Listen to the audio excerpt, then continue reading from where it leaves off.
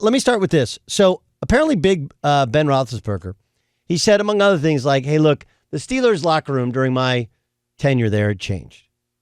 Right? It used to be about team. Now it's about me. It used to be about team. Now it's about me. And it's always fascinating when you feel like old guy yelling at clouds, right? Back in my day, we used to get together and have s'mores at the end of camp every day. He told the Pittsburgh Post-Gazette, quote, the game has changed. People have changed. He's not wrong, by the way. Let's dig a little deeper, though. The team was so important, Big Ben said, referring to his first few seasons at Pittsburgh. It was about the team. Now it's about me and this and that and the other. I might be standing on a soapbox a little bit, but that's my biggest takeaway from when I started to the end.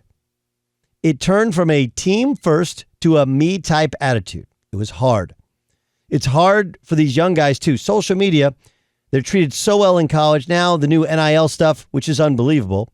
They're treated so special. They're coddled at a young age because every coach needs them to win. You know, I know Terry Hepner never called me. Neither did Bill Cowher. Never coddled me, excuse me. So there's a lot of truths in what he's saying. Here's the problem. The messenger, right?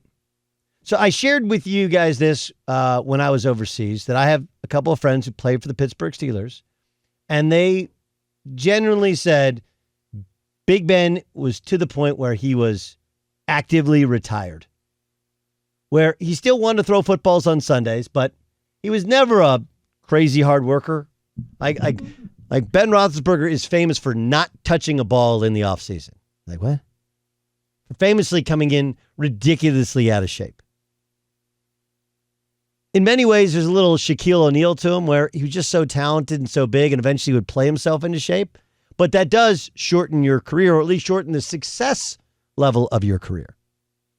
The crazy part about it is, I shared with you guys this story. It's a real story. That Ben Roethlisberger last year, two things that I was told unequivocally were factual. One, he would not turn his back to the defense. So when you have a new offensive coordinator who wants you to run play action, you got to turn your back to the defense, and the quarterback who's been there for 20 years and won 2 Super Bowls says, I'm not doing that.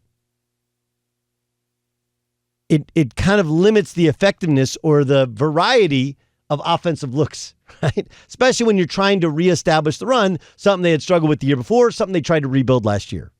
All of this is accurate, right? In terms of reestablishing the run. The turning your back to. The other part to it is, and the really kind of, I think, offensive part to people in the locker room is, it was all about the team, Big Ben. So Ben Roethlisberger had like a not so secret door to near his locker where he could go in and he had his own little quiet space. Big lazy boy chair, had his own snacks, had his own TV, and his chance to watch as much film as his heart desired. Only Big Ben would read his hunting magazines. And when you decide that you don't want to run certain plays within an offense that the offensive coordinator has picked out for the week's game plan, when you decide that you don't want to interact with your teammates, and instead you're alone reading your hunting and fishing magazines, isn't that inherently about you and you being selfish? You are who your best player is. You are who your leaders are. Anyone who's ever coached or ever played, you start and think about it like, you know what, you're right. Right? You know, you're right. I mean, honestly, I think that's why Tom Brady got rid of Bruce Arians. Bruce not a bad guy. You know, nobody despises Bruce, but Bruce, you know, wants to do things his way. Not a crazy hard worker. Tom Brady's like, look, if I'm going to do this he's out there practicing in his 23rd preseason, 23 years. I kind of want to do this the right way. I want to feel like I'd rather be over-prepared than under-prepared. So I want to do it. And if you're not, that's not how you roll, then, you know, I don't want to come back. Okay, well, we'll give Bruce a job that really has no title and has no effectiveness and we'll just pay Bruce to kind of actively retire and go away. That's what happens. The opposite is true with Big Ben. Here's Cam Hayward, who's still on the Steelers, on Big Ben. I was a little bit upset about it because I was always raised to protect the locker room.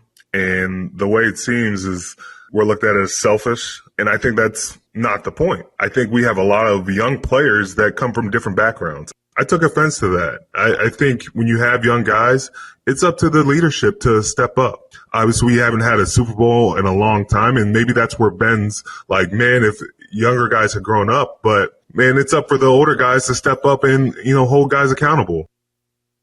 He's right. What he's saying is, hey, Ben, when everybody was on their phones in the locker room and worrying about their social and worrying about their likes, you were in your little cubbyhole worrying about what you're going to hunt and fish in the offseason.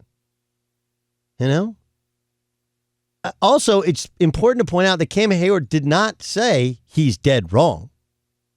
The idea of we have people from a lot of different backgrounds, you've always had people from a lot of different backgrounds. That's an innocuous comment. Doesn't mean anything. Always had people from cities, country, north, south, east, west. That's the beauty to the locker room. But he didn't say like, hey, that's not true.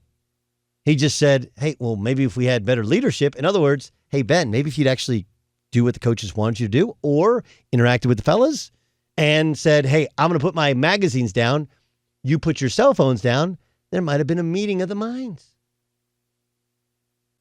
In an effort to kind of stamp his career as I'm old school, I was always doing it the right way, I wanted to play, they wanted to get rid of me, Ben Roethlisberger's kind of exposed himself as what most in the league already kind of thought he could be, which is Ben's about Ben, right?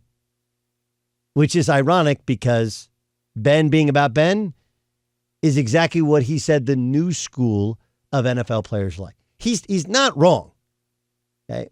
Like, if you know Ben Roethlisberger's history in high school, you guys know he only started 1 year at quarterback because I believe the coach's son was the quarterback. He was a tight end before that. And then he didn't start, I don't think, his whole career at Miami of Ohio. Again, a guy who had kind of been passed over, a guy who had been humbled. But it's funny, like, this is Big Ben, the guy who rode a motorcycle with no helmet when people told him not to, and then, of course, went over the handlebars. That happened. Right, that's a real thing that happened. This is Big Ben, who I told you how his career came to an end. And there was lots of points in between in which people would go like, look, Ben did some great things. He was unbelievable at being able to hold on to the ball a little bit longer than you're supposed to, absorb contact, and still make plays downfield. Like, Ben was a damn good Hall of Fame caliber quarterback. I don't think anybody's disputing that. He's a really, really good player. He's a great player, actually, if you want to get down to it. You can't do it for that long and be that successful and not be a great player. But while he may be right in terms of his criticism of the new NFL, he was as much part of the problem as he was the solution.